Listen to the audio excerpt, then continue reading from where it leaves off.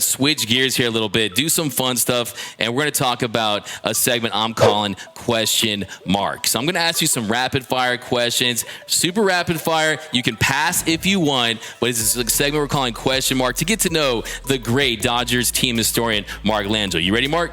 I'm going to pass if you call me great. Elite. Right, Eric? All right, let's do it. You ready, Mark? I'm ready. Okay. 1, age when you attended your first Dodgers game. 7 years old. Favorite Dodger position player growing up. Easy. Jimmy Wynn, outfielder, the toy cannon. Favorite Dodger pitcher growing up. Probably Mike Marshall, the reliever. 106 appearances in 1974 when they won the pennant. Another screwballer. Yeah, absolutely. Biggest what if in Dodgers history. Oh, biggest what if in Dodgers history. What if they kept Newcomb in the game in 1951? What if they used Drysdale in the playoff against the Giants in 1962? And you can use any what if in a loss, because anytime you have a loss, what if? Did you hear that, Dave Roberts? He just led you off the hook for not saying Rich Hill in 2017. But next question, most painful Dodgers loss in history that you've experienced? Oh, gosh. Some of those I just block out of my system. I'd have to say the very first time I went to a World Series game, 1977, and I was so excited because my Aunt Dorothy took me to the game. I'm like, the Dodgers are down 2-1, and I've already got it planned. They're going to win today. They're going to tie the series. They're going to win on Sunday. They're going to go up 3-2, and then they're going to wrap it up when they go back to New York. And from the excitement, I've got the pennant, I've got the pen, I'm at the World Series.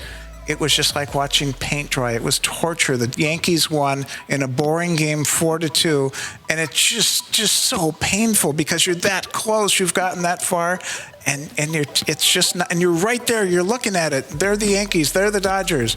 And nothing's happening. So as a kid, I think the emotions were elevated. So definitely that first World Series game. Okay, sorry, I made you live through some pain there. So let's flip it. The most joyous Dodger game, in your opinion, for you? Whew. I'd have to say when Kike hit the 3 homers at Wrigley and they won the pennant because having waited, gosh, I think it was like 25 years, knowing that you're going to get a World Series ring, but just that excitement of being in the World Series, and our premium department had FaceTimed me from Chicago, and when I answered it, all they did was scream, and that's how I knew that we had won, because me being the big chicken that I am, I couldn't watch it, because the second and third rounds of the playoffs, if we get to the World Series, that's fine, but my brain can be like a popcorn machine, and it's too painful sometimes to follow it. So that's how I found out that we had won the pennant, with the premium department screaming. So that was really exciting. That was such a great moment. Kike Hernandez, one of the biggest fan favorites. Who's the biggest fan favorite Dodger of all time from a previous era, not currently? I think Steve Garvey, because he was the write-in All-Star candidate in 1974, voted to the All-Star game, and he was the type guy that was one of the pioneers in terms of answering the fan mail and just making sure that he wanted the fans in on it, as far as sharing his career with the fans. And I got to tell you, my mother sent away for his autograph in the summer of '74 because she heard on the radio he did his fan mail. What do I get for Christmas? Even though he had addressed it to my mother, I still have it, a piece of green paper folded into thirds. To Diane, my very best wishes, Steve Garvey. Now, that's something that you don't have to do, and I think that's the nice thing is when ball players hear 20, 30, 40 years later from the young fans when they grow up, hey, you were nice to me as a kid, and that's a really great compliment as far as how you treated fans as a kid, and then they come back as an adult and go, still my favorite player.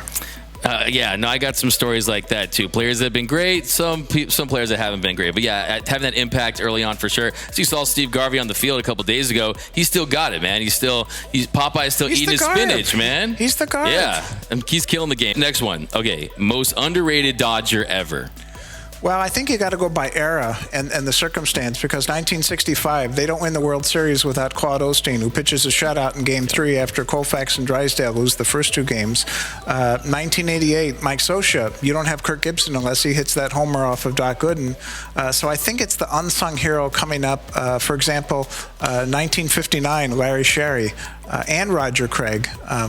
leading them to the championship, but Chuck Esigian hitting 2 pinch hit home runs. So I think that's the key, because I think once you do it for a long time, you're not underrated anymore. So sometimes you can have that breakthrough moment, and then all of a sudden they're like 1983. Yeah, this reliever is doing pretty good. A guy named Orel Hershiser. So, but really an Osteen, a Scioscia, that type moment where you don't have this unless that happens. And sometimes, like an Osteen shutout, Koufax has the statue, gets all the attention, but there's no 1965 championship unless Osteen pitches a shutout in Game 3. Yeah, that's a great one. You could also say Larry's brother, Norm Sherry, for giving Koufax that tip and kind of changing the trajectory of his career. Okay, favorite Dodgers Stadium moment all time that isn't Kirk Gibson's walk-off shot in Game 1 of the 1988 World Series? Whew, you can throw out a couple, too, on these if you feel like. I'd have to say it just depends on what era you were in your life. And so 75 last home game, I finally meet my favorite player, Jimmy Wynn, on Autograph Sunday. 1990, I'm a sports writer for Pasadena Star News, pinch hitter for the Padres in the top of the 9th inning versus Don Ossie, a guy named Rob Nelson, who was from South Pass Little League. It's just like the Sandlot. It turned out that's his only at bat, and we had played Little League together. So, and he's such a great guy, so that was such a cool moment to have a guy from your Little League being announced at Dodger Stadium. And then I think this year having the granddaughter, Katie Hirata, come to the game May the 12th from Hawaii, and that just blows your mind, because you're looking at her and you're thinking, you may not be a baseball fan, but I hope whatever you do in life gives you as much pleasure that I've had being at the ball game. So when you see somebody young like that, it really makes you think, because as I say, 50 years at the ballpark, that's a big chunk of the life. And the great thing is, I can honestly say I've never had a bad day at the ballpark. Even if they lost the game, I'm still at the ballpark. No, yeah, I think that's the great thing about it. You don't know what's going to happen, right? You're on pins and needles. You're on the edge of your seat. Yeah, I agree with you, too. Sometimes you can point to the obvious greatest moment, Justin Turner in 2017, Kershaw's no-hitter. But for me, it's still, and probably always will be, that 2004 walk-off grand slam by Steve Finley. Growing up a Dodger fan, not experiencing very much success at all whatsoever. To me, that felt like winning the World Series. But let's keep it moving here. Next one. One at bat to save your life. Which Dodger are you sending to the plate? Oh, the Garb. No, that's the easy one. There you go. The Garb. He's the Garb.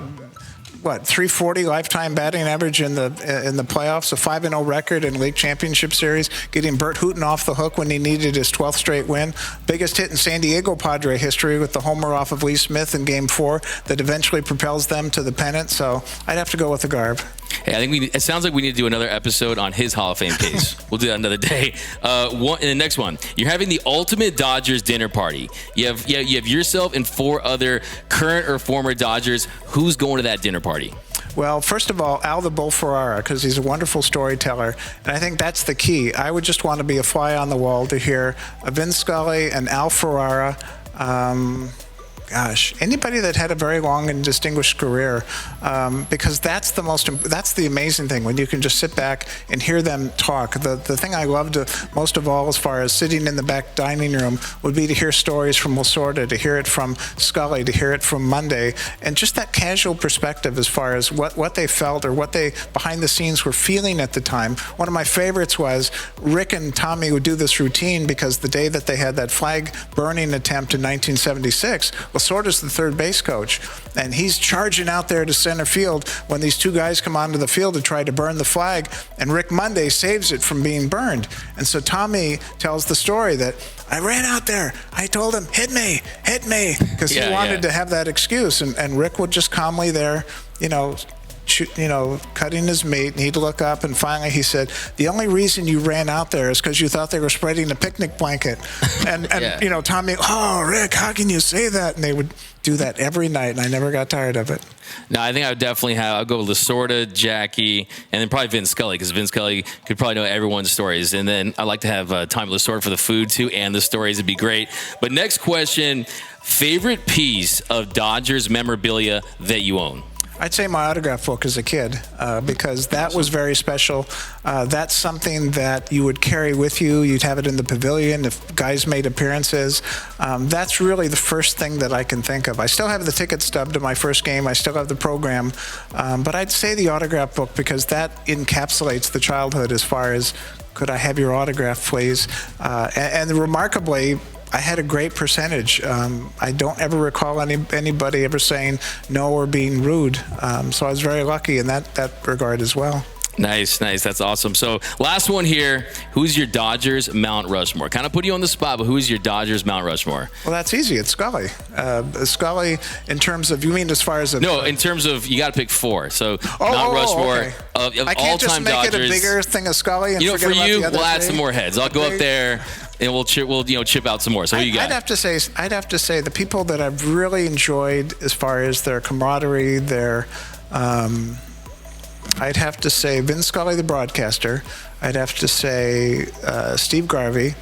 I'd have to say Clayton Kershaw, because I appreciate everything that he went through as far as the pressure and things like that. But I'd also have to say a guy named Steve Brenner, who was the publicity director when I was a kid. And I always wanted to be Steve Brenner. I thought, wow, 10 years old. And he was 24 at the time.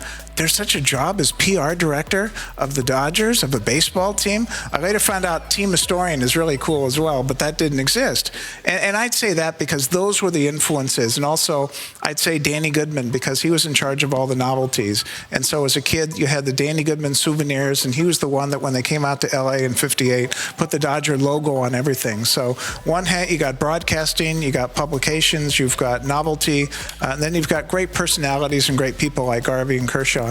That's amazing. Those are some deep cuts I did not expect. I thought you were going to go for the usual suspects, but knowing you were going to go with some deep cuts. And look, there's about 15, 20, 30 people you could include on that. There's really not very many wrong answers. You go to O'Malley, Jack. I mean, there's so many names you can include in that list. But Mark Lanzo, thank you so much for joining us here. But thanks again, Mark, and I really appreciate it. It's been a pleasure. Thank you so much. My man. And as always, I want your takes down below in the comments section. In your opinion, what is the biggest what if in Dodgers history? Who is the most underrated Dodger? Who's on your Dodgers Mount Rushmore? Give me all your takes of the same questions we asked Mr. Mark Lanzo down below. For our latest Dodgers news and rumors all season long, be sure to hit that subscribe button, hit that notification bell, and if you really want to support the channel, smash that like button. My name is Doug McCain. You can follow me on Twitter and Instagram at DMac_LA. And until next time, think blue, bleed blue, and I'm out.